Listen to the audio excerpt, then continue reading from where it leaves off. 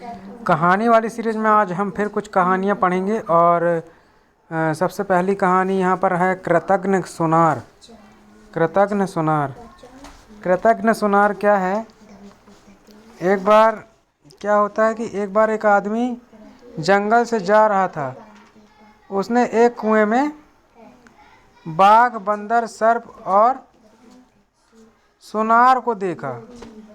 उसने जानवरों को कुएं से बाहर निकाला। जानवरों ने उस व्यक्ति को धन्यवाद दिया था। समझिए इसको। एक बार क्या होता है, एक आदमी जंगल से जा रहा था। उसने एक कुएं में बाघ, बंदर, सर्प और सुनार को देखा। उसने जानवरों को कुएं से बाहर निकाला है ना। जिन जानवरों को उसने कुएं में देखा उनको बाहर निकाला। जानवरों ने उस व्यक्ति को धन्यवाद दिया, पर सुनार को सहायता करने से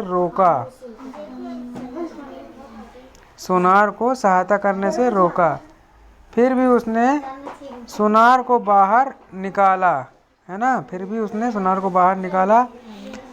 यात्रा के समय बंदर ने उस व्यक्ति को फल दिए, बाघ ने आभूषण दिए।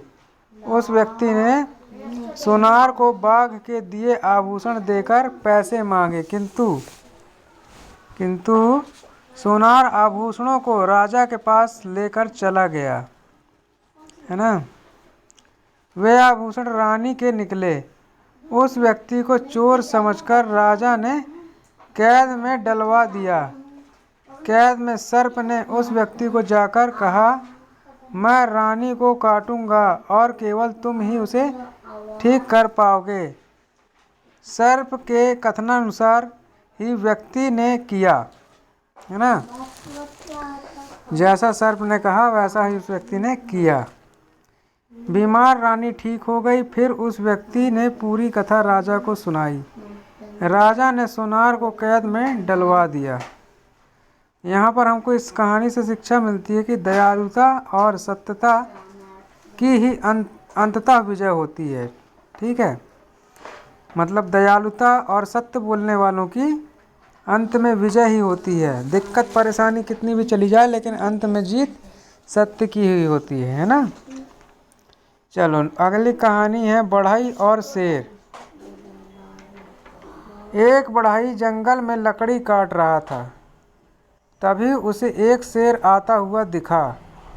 भयभीत बढ़ई मतलब डरा हुआ बढ़ई डर गया था, तो भयभीत बढ़ई ने बुद्धिमत्ता से काम लिया और शेर को अपना भोजन खिलाया। शेर को भोजन बहुत अच्छा लगा। उसने बढ़ई को निडरता पूर्वक जंगल में घूमने के लिए कहा। बढ़ई ने उसका धन्यवाद किया और आभार स्वरूप प्रतिदिन अकेले ही भोजन के लिए शेर को आने को कहा। बढ़ई स्वादिष्ट भोजन लाया करता। दोनों साथ साथ भोजन करते थे। शेर के सहायक सियार और कौवा यह जानने को परेशान थे कि हुजूर आखिर कहाँ जाते थे। एक दिन दोनों साथ सियार और कौवे ने भोजन पर साथ चलने की जिद की। बढ़ई ने शेर को आता देखा तो पास के वृक्ष पर चढ़ गया। शेर ने बढ़ई से उसके भय का कारण पूछा। बढ़ई ने कहा, मुझे आपसे भय नहीं है, पर आपके मित्रों पर विश्वास नहीं है। यहाँ पर शिक्षा यह मिलती है कि समझदार सोचकर ही मित्रता करते हैं। समझदार व्यक्ति जो होते हैं सोचकर ही मित्रता करते हैं। ठीक है, जाने अनजाने में किसी से भी मित्रता नहीं करनी चाहिए। ठीक है, अगली कहानी है ढोंगी सन्यासी। एक समय की बात है, राजा का मंत्री किसी कार्यवश शहर से बाहर गया हुआ था। एक ढोंगी सन्यासी ने शहर में आकर लोगों के बीच अपनी धाक जमा ली। धाक जमा ली मतलब उनको अपने बहकावे में ले लिया। ठीक है, राजा ने प्रभावित होकर उसे अपना अतिथि बना लिया। एक दिन सन्यासी ने दावा किया कि वह दिव्य शरीर धारण कर स्वर्ग जा सकता है। मूर्ख राजा ने उस पर विश्वास कर लिया। वह पूरे समय सन्यासी की बातों में खोया रहता था। राजकाज से भी राजा का ध्यान हटने लगा। मंत्री ने वापस आकर यह सारा माजरा देखा। उसने सन्यासी से दिव्य शक्तियों के प्रदर्शन के लिए कहा। सन्यासी एक चबूतरे पर बैठ गया। उसने कहा कि एक दिव्य शरीर धारण कर पार्थिव शरीर छोड़ वह स्वर्ग जाएगा। मंत्री के चारों ओर आग लगाकर उसके पार्थिव शरीर को जलाने की योजना बनाई, जिससे सभी दिव्य शरीर को स्वर्ग जाता देख सकें। मंत्री की योजना काम कर गई। आग जलते ही ढोंगी सन्यासी जान बचाकर भाग गया। है ना, तो ये ढोंगी वाले ज़्यादा होते हैं आजकल सन्यासी लोग, ढोंगी सन्यासी, है ना। तो ये ढोंग करते हैं ज़बरदस्ती का। तो शिक्षा ये मिलती है कि ढोंगी का ढोंग सामने आ ही जाता है, कितना भी वो नाटक नौटंकी कर ले, है ना। चलिए अगली कहानी है सर्प का विवाह। सर्प मतलब सांप का विवाह। एक निसंतान दंपति को एक बार जंगल में एक सर्प मिला। वे उसे घर ले आए और अपने पुत्र की भांति उसका लालन पालन करने लगे। कई वर्ष बीत गए। पुत्र विवाह योग्य हो गया था। मतलब सांप विवाह योग्य हो गया था। वह औरत अपने सर्प पुत्र का विवाह करना चाहती थी। एक दिन वह आदमी अपने मित्र के पास गया, बिना यह जाने कि उसका पुत्र एक सर्प है या सांप है। मित्र ने अपनी कन्या का विवाह उसके पुत्र से करने की सहमति दे दी। लोगों ने दुल्हन को विवाह न करने के लिए कहा, पर वह नहीं मानी। एक रात उसने एक खूबसूरत पुरुष को देखा। उसने बताया कि वह ही उसका पति है। उस रात के बाद सर्प हर रात पुरुष बन जाता और प्रातः होते ही सर्प में बदल जाता। एक रात दंपति मतलब पति पत्नी, है ना, ने चुपचाप अपने पुत्र का सर्प रूपी केचुल उठाकर जला दिया। केचुल जल जाने से वह वापस सर्प न बन सका। सभी प्रसन्न हो गए क्योंकि पुत्र को श्राप से मुक्ति मिल गई थी। और उसे मतलब श्राप था उसको, है ना, पुत्र को जो सांप बन जाता उसको जो है श्राप से मुक्ति मिल गई, है ना। और उसे पुरुष रूप मिल गया था। मतलब अब वो पुरुष के रूप में ही रह सकता था। अब वो सांप का भेष नहीं बदलता था। ठीक है, तो इससे हमको कहानी ये मिलती है कि प्रेम में बहुत शक्ति होती है ना। चलिए अगली कहानी है भेड़िया और सारस की। एक बार भोजन करते समय एक भेड़िए के गले में एक हड्डी अटक गई। उसे निकालने का भेड़िए ने हर संभव प्रयत्न किया पर असफल रहा। उसे किसी के सहायता की आवश्यकता थी क्योंकि वह दर्द से परेशान था। वह हड्डी किसी से निकलवाना चाहता था। दर्द से परेशान वह इधर उधर भटक रहा था।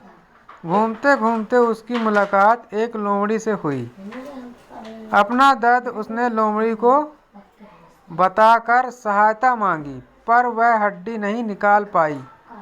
फिर भेड़िए की मुलाकात एक सारस से हुई। उसने सारस से सहायता मांगी।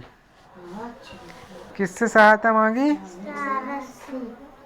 सारस से सहायता मांगी और पुरस्कार देने का प्रलोभन भी दिया। अपनी लंबी चोंच से सारस ने गले में फंसी हुई हड्डी निकाल कर अपना पुरस्कार मांगा। भेड़िए ने कहा, तुमने अपना मुंह मेरे मुंह में डाला पर मैंने तुम्हें नहीं मारा। यही तुम्हारा सबसे बड़ा पुरस्कार है। खुशी मनाओ कि तुम जीवित हो। शिक्षा यहाँ पर यह मिलती है कि स्वार्थी ना बने। देखो वो स्वार्थी हो गया ना, वो मतलब उसने उसकी जान बचा ली उसने, तो उसने उसका इनाम ही नहीं दिया, है ना। और उसका भी देखो स्वार्थ बन के उसने उसकी मदद की कि मुझे इनाम मिलेगा, इसलिए मैं इसकी जान बचा लूं। स्वार्थ रहित, स्वार्थी न बने, स्वार्थ की भावना न रखें, है ना। नेक्स्ट कहानी है हमारी सरकंडा और ओक का पेड़। किसी समय की बात है, एक जंगल में एक विशाल ओक का वृक्ष था। अकड़ू और घमंडी ओक को अपनी शक्ति का बहुत घमंड था। पास ही एक नदी बहती थी, उसके किनारे पर कुछ सरकंडे उग आए थे। हवा चलती तो सरकंडे आराम से झूमा करते थे। एक दिन खूब हवा चली, ओक अपनी जगह अकड़ा हुआ खड़ा रहा, झुकना तो दूर हिला भी नहीं। सरकंडा झुक गया और हवा को जाने दिया। ओक ने उसकी हंसी उड़ाई और कहा, तुम कितने कमजोर हो, जब भी हवा चलती है तो तुम्हें झुकना पड़ता है। सरकंडे को बुरा लगा, पर उसने हिम्मत नहीं हारी। बोला, हाँ, मैं तुम्हारी तरह विशाल नहीं हूँ, पर सुरक्षित हूँ।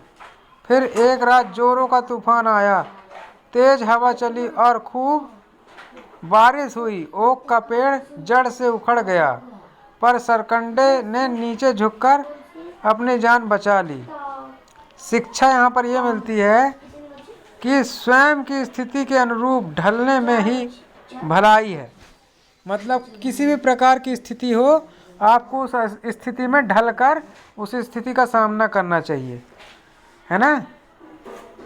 जो भी रूखा सूखा मिले उसको अपना भोजन बनाना चाहिए।